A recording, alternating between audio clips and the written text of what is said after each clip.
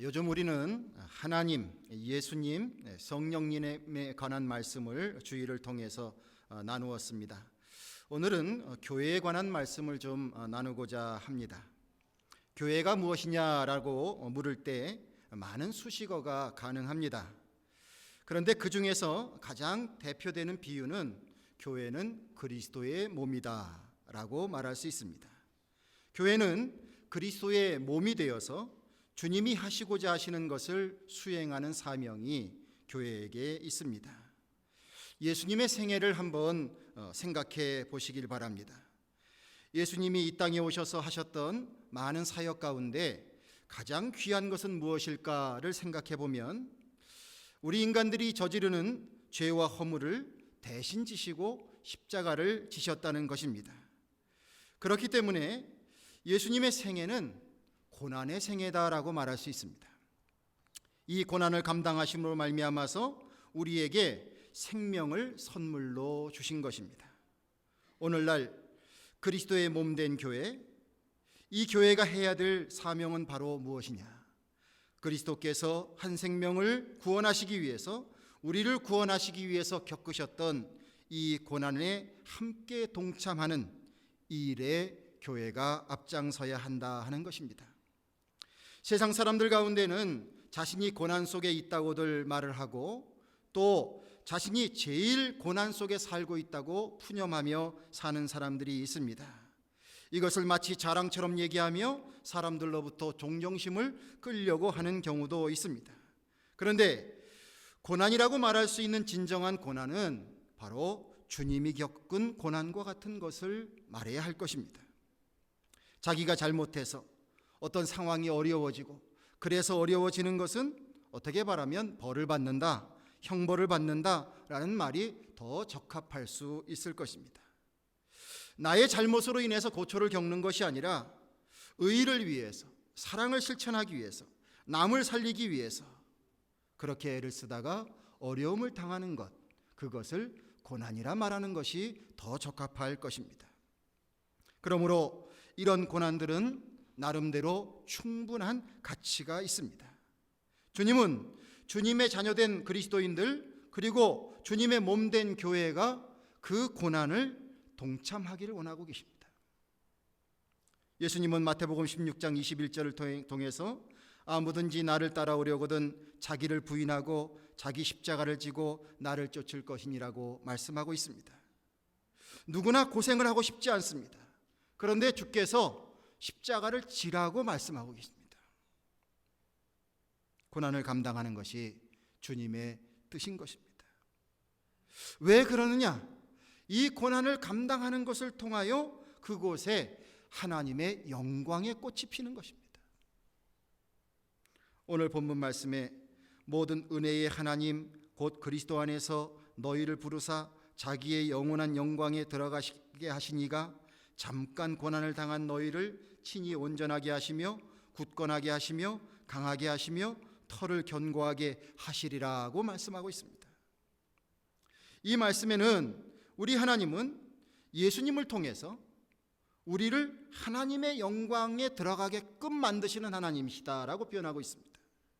그런데 우리가 이 가운데에서 주님의 자녀가 되는 거죠. 그래서 주님의 자녀로 살다가 고난을 당하게 될 경우에 그 고난을 당하는 우리를 하나님은 그냥 내버려 두지 아니하시고 온전하게 만들어 주시고 굳건하게 하시고 강하게 하시면서 우리의 털을 견고하게 하신다고 말씀하고 계십니다. 이 말씀을 믿으시는 저와 여러분들이 되기를 간절히 축원합니다.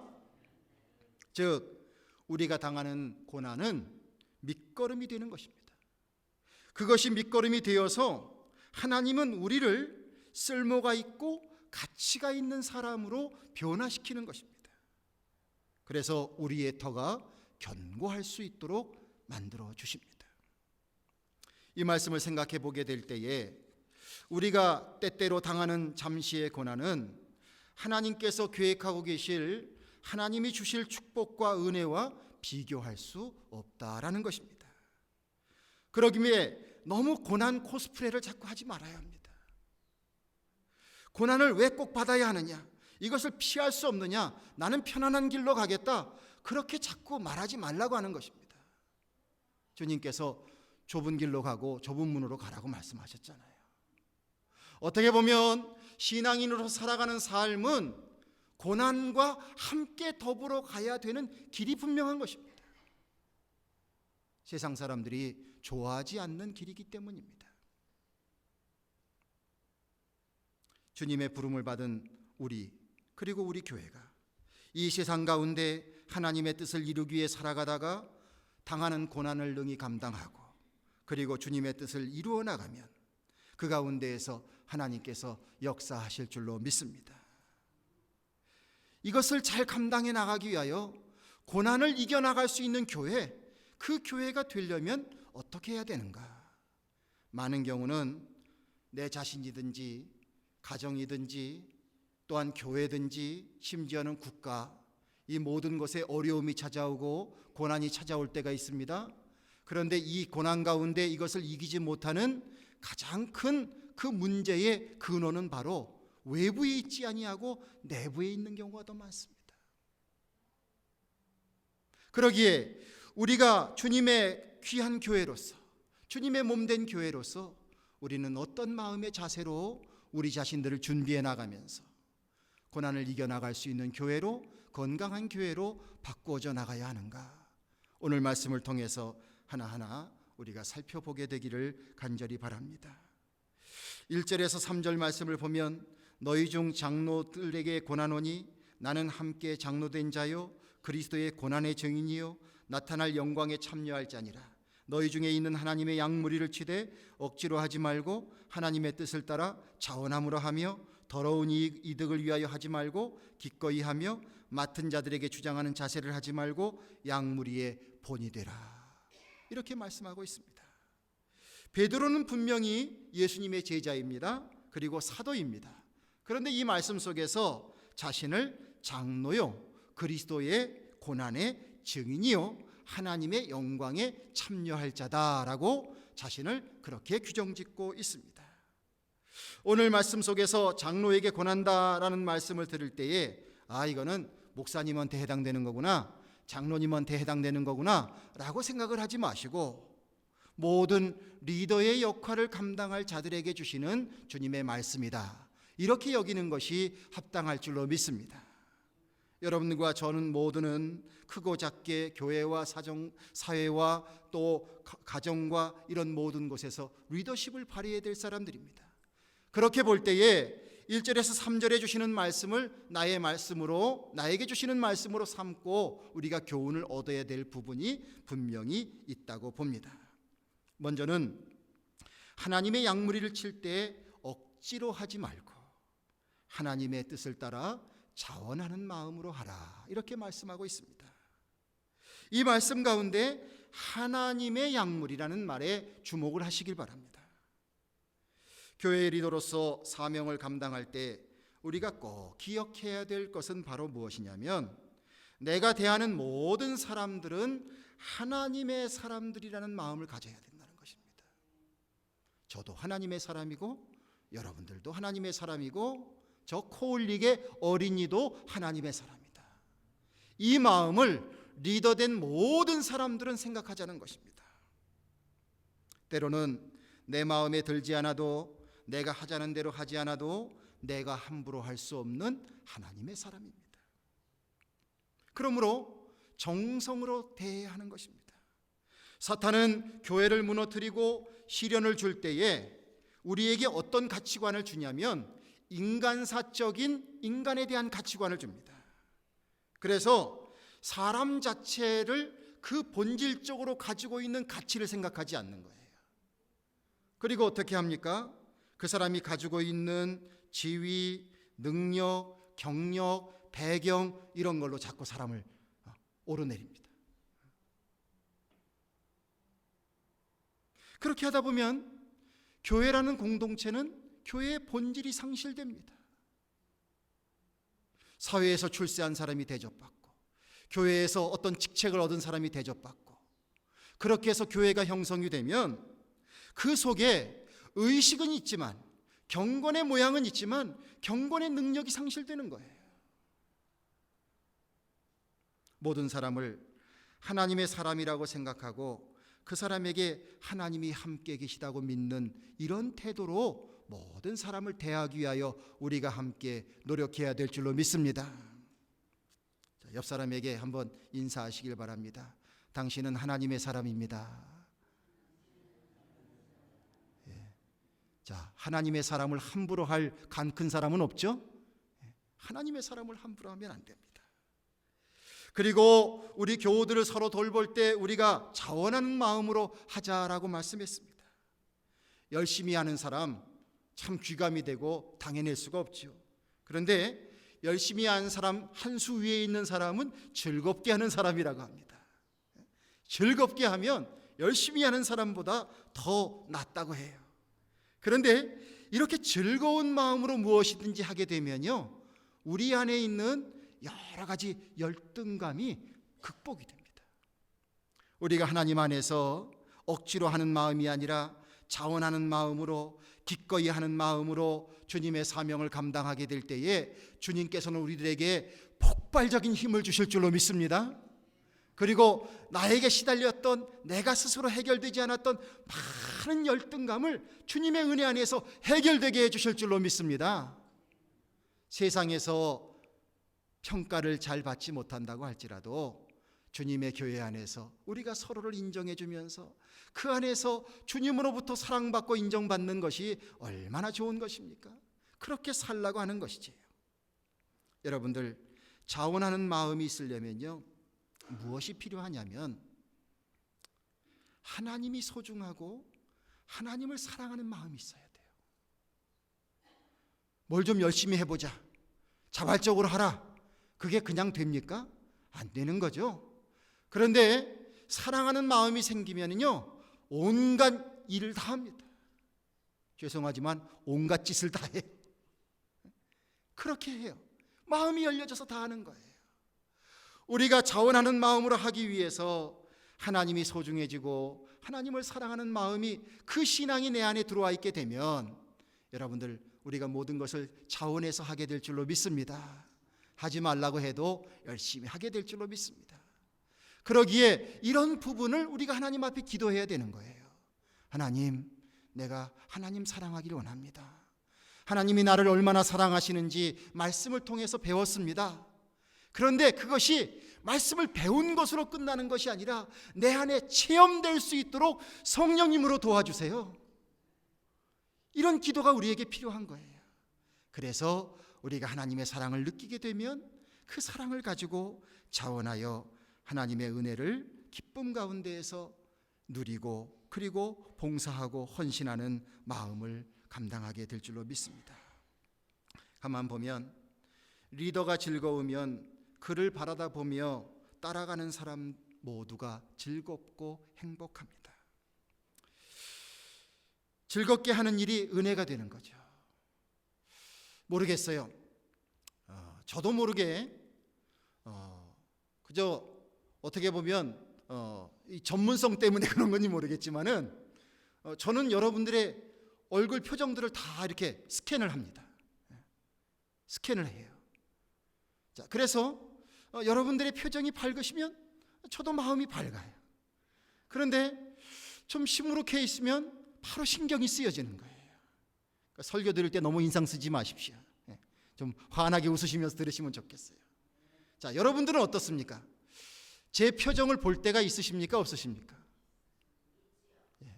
조금 보십니까? 많이 보십니까? 아마 많이 보실 것 같아요. 그런데 제 표정이 다 우울하고 불만에 차 있는 것 같고 뭔가 불안해하고 여유가 없고 그러면 여러분들의 마음도 다 그렇게 같이 어두워질 거라 생각이 들어요. 우리가 즐겁게 자원하는 마음으로, 기꺼이 하는 마음으로 주님의 사명을 감당하는 이런 모습 속에서 신앙생활을 해나가는 것이 얼마나 좋은가, 얼마나 그것이 중요한가라는 것을 깨닫게 됩니다. 사랑하시는 성도 여러분, 주님께 기꺼이 모든 것을 드릴 수 있도록 주님 사랑하는 마음으로 풍성해지시기를 간절히 바랍니다.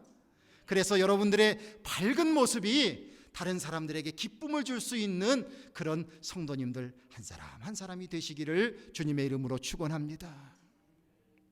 또한 목양의 사명을 감당할 때에 더러운 이득을 위해서 하지 말라고 말씀하고 있습니다. 하나님의 사명을 감당하시는 자에게는 하나님의 상급을 분명히 주셔요.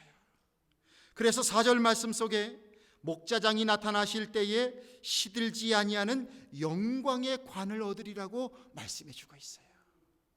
우리가 주님의 은혜에 감사해서 주님 앞에 영광을 돌리는 것이지만 하나님께서도 부지런히 우리에게 상급을 주십니다. 하나님 주실 상급이 있다는 거예요. 그러기에 주님의 사명을 감당하면서 성경 표현에 더러운 이득을 취하지 말라고 말씀하고 있습니다. 그러므로 하나님의 양, 나의 양이 아니라 하나님의 양을 돌보면서 나의 이득을 취하려고 하는 행동은 잘못된 것입니다. 만약에 교회의 직분을 얻어서 세상의 비즈니스를 잘해보겠다 이런 마음을 가진다면 이건 잘못된 마음이죠. 그건 분명 잘못된 마음입니다. 그런 방법으로 이득을 취한다면 그 이득은 바로 더러운 이득입니다. 어떤 분이 교회 열심히 다니시면서 집사님이 되셨습니다. 헌금 생활도 열심히 하셨습니다. 우리가 헌금하는 헌금의 내용을 다른 사람과 자꾸 쉐어하는 건 좋은 거 아니에요. 그런 것을 하면 우리가 자칫 잘못하면 하나님께로부터 받을 상급을 상실하게 될 수도 있습니다. 스스로 교만에 빠질 수도 있고요. 근데 이 집사님이 11조도 남보다 훨씬 많이 드렸습니다. 사람들이 알았습니다. 아, 저분 비즈니스가 잘 되나 보다.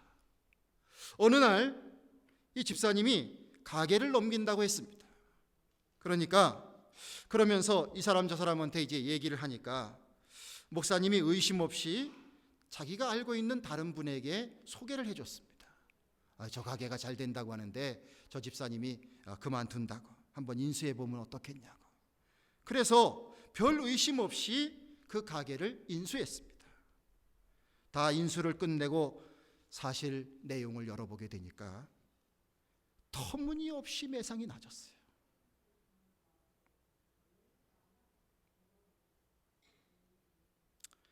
그 일로 인해서 인수받은 사람도 낙심을 하고 굉장히 실망을 했고 아무 어떤 사심이 없이 잘 되게 해주려고 소개했던 어떤 목사님도 상당히 곤란을 겪었습니다. 다행한 것은 이 이야기가 제 얘기가 아닙니다. 자, 그런데 여러분들 이렇게 하면 안 되는 거 아니에요? 성도들 간에 신앙인들이 이렇게 하면 안 되는 거잖아요. 이래가지고 어떻게 세상의 고난을 이겨나갈 수 있는 교회가 될 수 있습니까? 사심을 가지고 우리가 신앙생활해서는 안 된다는 것을 말씀해 주고 있습니다. 아울러 하나님의 양무리를 취해서 나의 양무리로 삼으려고 하는 태도도 분명히 잘못된 것입니다. 새 사람이 오게 되면 그 사람이 예수님의 제자가 되도록 도와야죠. 나의 제자 또는 나의 똘마니로 만들면 안 되는 거죠. 마치 나의 영향력을 발휘해서 교회 안에서 나의 조직을 만들고 그래서 나의 하수인처럼 하고 이런 행태를 보인다면 이것은 하나님의 양을 도적질하는 행동입니다. 그것이 목사가 됐든 장로가 됐든 권사가 됐든 집사가 됐든 누구든지 마찬가지입니다. 하나님께서 만약에 이런 마음을 가지고 살아가는 사람이 있다면 그 사람을 묵과하지 않으실 것입니다. 내게 주신 직분이 하나님이 주신 거룩한 직분임을 망각하지 말아야 할 것입니다. 성도님들 한 사람 한 사람을 대할 때에 하나님 뜻대로 대하기 위하여서 저와 여러분들이 부단히 노력을 해야 될 것입니다. 왜 유혹이 안 찾아오겠습니까? 유혹이 찾아오죠. 그러나 그 유혹을 이겨나가면서 우리가 그런 성실한 성도의 관계를 서로 맺어 나가자는 것입니다. 그런 교회가 어지러운 세상 속에서 우리에게 당하는 고난을 잘 감당하는 교회로 성장되어 나갈 수 있습니다. 또 한 가지 명심해야 될 것은 리더라고 해서 말만 하지 말고 시키지만 말고 본이 되고 솔선수범하는 일이 절대적으로 필요하다는 것입니다. 전쟁터에서도 돌격 앞으로 하는 지휘관은 별로 매력이 없습니다. 나를 따르라 하는 지휘관이 훨씬 매력이 있는 것이죠. 교회에서 우리에게 무슨 체면이 필요합니까?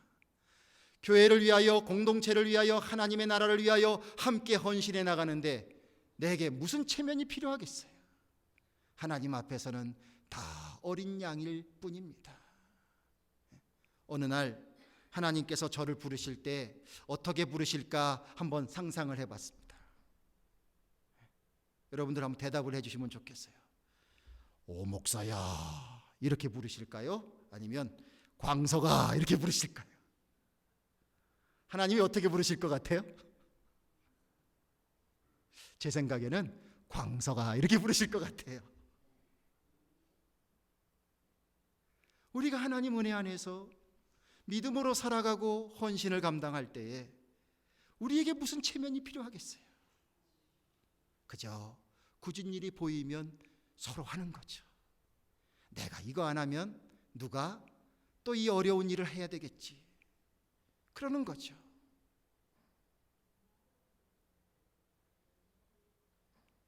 만약에 교회 화장실 청소를 시킨다고 무슨 이런 교회가 다 있어 그리고 교회를 떠난다면 그거 되겠어요? 안 되겠어요? 안 되는 거죠. 가정에서 때로는 자녀들이 아빠 그리고 화장실로 부를 때가 있잖아요. 자녀들 기를 때 그런 일 있지 않습니까? 자녀의 능력으로는 해결이 안 되는 사건이 벌어질 때가 있지 않습니까? 그러면 여러분들 상상도 못했던 행동들을 여러분들이 하지 않습니까? 어떤 때는 고무장갑 끼고 그 다음에 말 안 하겠습니다. 그렇게 하면서 문제도 해결하지 않습니까? 우리가 주님의 은혜 안에서 서로 함께 그런 마음을 가지고 하는 것이 중요하다는 거죠. 이렇게 하는 것을 통하여서 서로 솔선수범이 되고 그 가운데 모범이 되어지고 그렇게 해서 정말 서로 함께 하나가 되는 교회가 된다면 이것이 세상의 귀감도 되고 우리 안에 결속력도 되고 어떤 시험과 어려움이 찾아와도 고난이 있을지라도 그것을 극복해 나가는 힘이 되는 줄로 믿습니다. 한번 따라 하시길 바랍니다. 굳은 일은 제가 할게요. 두 분이 안 하신 것 같아요. 굳은 일은 제가 할게요. 할렐루야. 우리가 서로 이렇게 살아가자는 거예요. 그래서 더 끈끈한 교회를 이루어 나가자고 하는 것입니다. 주님은 교우들에게 다음과 같은 신앙의 자세를 가지라고 말하고 있습니다. 젊은 자들아 이와 같이 장로들에게 순종하고 다 서로 겸손으로 허리를 동이라. 하나님의 능하신 손 아래서 겸손하라고 말씀하고 있습니다. 교회는 리더들이 있습니다. 하나님께서 세워주셨습니다. 이 일이 이루어지려면 그분들이 역할을 감당하려면 함께 하시는 분들의 순종이 필요합니다. 본질적으로 무엇이 잘못된 것이 아니라면 그 리더들이 일을 해볼 수 있도록 함께 도와야 합니다. 순종의 마음을 가져야 합니다. 기도로서 협력하고 마음으로서 협력하고 시간으로서 협력하십시오. 어떤 분은 너무너무 반듯한데 너무너무 열심히 있는데 좀 주머니가 약한 분이 있어요. 그러면 그런 분의 주머니를 좀 채워주세요. 그래서 좋은 일 할 수 있도록 그렇게 협력해 주세요. 그렇게 해서 서로 함께 훌륭한 리더를 만들어 나가야 될 줄로 믿습니다. 이런 모든 일을 위하여서 겸손하라고 말씀하고 있습니다. 우리가 겸손하면 하나님께서 겸손한 자를 하나님의 때에 일으켜 세우신대요. 겸손하게 사는 자를 일으켜 세워주신대요. 내가 겸손하면 내가 손해를 보는 것 같을지라도 인간적으로는 그렇게 생각이 될지라도 하나님께서는 그렇게 만들어 두시지 않는다는 겁니다. 이것이 하나님의 오묘한 모습입니다. 그러게 우리가 우리 교회 안에서 서로 함께 겸손할 수 있는 것은 상당히 중요한 모습입니다. 혹시라도 제가 교만해서 상처를 받으신 분이 있으면 제가 아는 일이 있을 수도 있고 그렇지 않은 일이 있을 수도 있잖아요. 여러분들 마음 푸시기 바랍니다. 잘못했습니다. 우리가 서로 겸손의 마음을 갖자는 거예요. 제가 이렇게 생각을 해보니까 한국말은 존댓말이 상당히 발달했어요. 자, 이것을 잘 사용만 하면 이것이 얼마나 우리에게 풍성함을 주는지 모릅니다. 자, 여러분들, 오목사, 오목사 이렇게 얘기하는 것이 그 사람을 인커리지 하겠습니까? 오목사님, 오목사님, 이게 인커리지 하겠습니까? 오목사님이죠. 앞에서 볼 때나 앞에서 보지 않을 때나 뒤에서 있을 때나 어떤 사람을 부를 때 오목사님, 한장로님, 김권사님, 이집사님, 그 사람의 앞에서나 그 사람이 보지 않는 데서나 그렇게 얘기할 수 있는 이 마음의 자세, 이것이 우리들에게 주는 그 시너지 효과는 대단한 것입니다. 우리가 우리들의 자녀들이 믿음으로 잘 살길 바랍니다. 그런데 가정에 돌아가서 아무개 목사가, 아무개 장로가, 아무개 권사가 이러면서 얘기를 하면은 자녀들의 마음속에 어떤 생각이 들겠어요? 우리 아버지 어머니는 교인들을 존경하지 않는구나. 내 부모가 존경하지 않는 그 목회자나 교회 중진들이나 교인들을 내가 왜 존경해야 되는가? 그냥 배우고 맙니다. 그런 심성 속에 어떻게 하나님의 말씀이 아름답게 성장될 수 있겠습니까? 조금 모자라는 것은 있지만 그러나 우리가 서로 존경해주고 서로 이해해주고 그 가운데에서 세워주고 이런 모습이 필요한 줄로 믿습니다. 여러분들, 이곳저곳에서 님자를 붙여서 서로를 존대해 줄 수 있는 그런 아름다운 풍토가 우리 교회에 있게 되기를 간절히 바랍니다.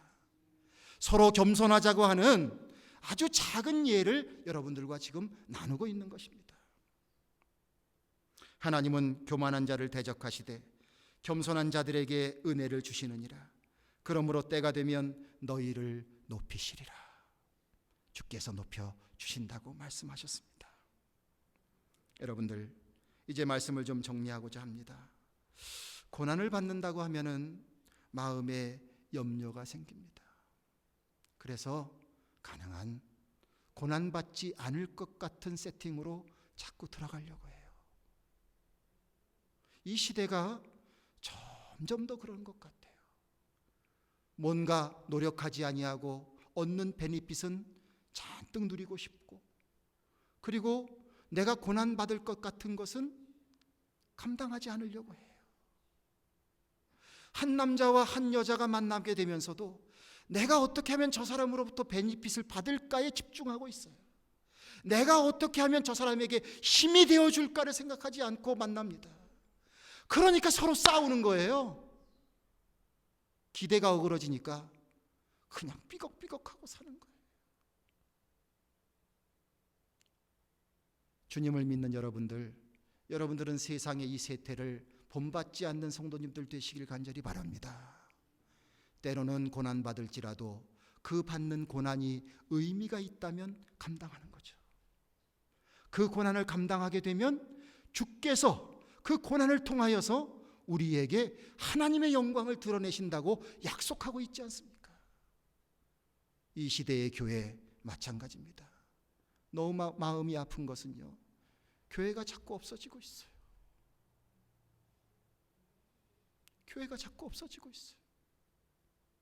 제가 이 지역에 왔을 때에 그때에 비하면 40%의 교회가 이 지역에도 없어졌어요. 왜 이런 일들이 자꾸 생깁니까? 하나님의 몸 된 교회라고 하는데 왜 이런 일이 자꾸 생깁니까?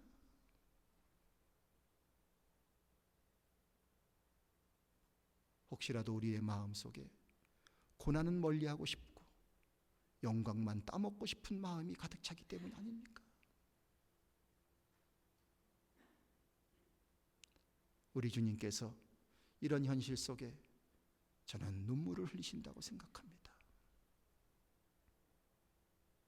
주께서 주시는 고난은 감당할 고난만 주신다고 했어요. 그 고난을 통하여 우리를 정금같이 빛나게 하십니다. 그리고 그 고난의 역사를 통하여서 어느 누구도 인간이 했다는 말을 하지 못하도록 하나님께서 하셨다고 고백할 수밖에 없는 일들을 하나님께서 만들어내신다고 믿습니다. 그러기에 주께서 우리들에게 말씀을 통하여 근심하지 말라고 말씀하십니다. 염려하지 말라고 말씀하십니다. 마지막 때가 될수록 마귀가 마치 우는 사자처럼, 배고파서 우는 사자처럼 삼킬 것을 찾아다닌다고 했습니다. 그러기에 더욱더 근신하고 깨어서 믿음을 지키라고 말씀하고 계십니다. 성도 여러분, 저와 여러분들은 감사하게 주님의 몸된 교회의 한 일원으로서 지금 있습니다. 이 고난의 시대에 주께서 허락하시는 고난을 감당하는 아름다운 교회로서 하나님의 영광을 드러내기 위해서 오늘 주신 말씀들을 마음속에 새기고 이것을 실천해 나가는 우리가 되길 간절히 바랍니다.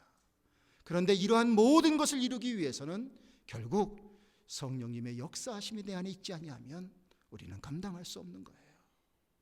그러기에 주님의 자비로우심, 주님의 인도하심을 간구하면서 더 깊이 있는 기도 생활을 해야 될 것이고, 더 말씀을 사모해야 될 것이고, 더 예배에 충실해야 될 것이고, 더 헌신해야 될 줄로 믿습니다. 주님으로부터 오는 영역을 우리가 간직하지 아니하면 여러분들 우리는 결국 실패자가 되고 맙니다. 주께서 우리에게 주신 귀한 교회, 우리로 하여금 하나님의 자녀가 되게 하시고 주님의 거룩한 몸이 되게 하시고 주님의 일꾼이 되게 하신 것, 이 모든 것은 하나님이 우리를 사랑하셔서 주시는 하나님의 축복이요 은혜인 줄로 믿고, 여러분들 거친 세파 속에서 세상에 물들지 아니하고 주님의 뜻을 잘 실천해 나가면서 때로는 고난이 닥쳐도 그것을 묵묵히, 또 때로는 함께 손을 잡고 이겨나가면서 주님의 교회를 지켜낼 수 있는 우리 모든 성도님들 되시기를 주님의 이름으로 간절히 축원을 드립니다. 기도하겠습니다. 아버지 하나님, 주께서 우리와 함께 하심을 믿습니다. 우리에게 이 세상 가운데에서 주님의 몸된 교회로 살게 하여 주시고 주님의 지체가 되게 하여 주시고, 그래서 예수님이 당하셨던 그 고난을 우리도 함께 동참할 수 있는 은혜를 베푸신 것 감사합니다. 고난당하는 것이 힘들지라도 주여, 주께서 주시는 은혜의 말씀을 믿고 나가기를 원합니다. 성령님으로 우리의 마음을 주장하여 주시옵소서. 오늘 말씀을 통하여 주신 은혜의 말씀들을 생명의 양식으로 삼고 아름다운 믿음의 공동체를 이루게 하여 주시옵소서. 쓰임받게 하시고 또 서로를 위하여 함께 헌신하게 하여 주시고 하나님 앞에 영광 돌리시는 교회가 되게 하여 주셔서 이 거칠은 이민사회 속에서 아름다운 교회를 이루고 주님의 뜻을 이루어 나가며 또한 정말 큰 보람을 얻을 수 있는 우리 모두가 될 수 있도록 주여 함께하여 주시옵소서. 우리 주 예수 그리스도의 이름을 받들어 간절히 소망하며 기도하옵나이다. 아멘.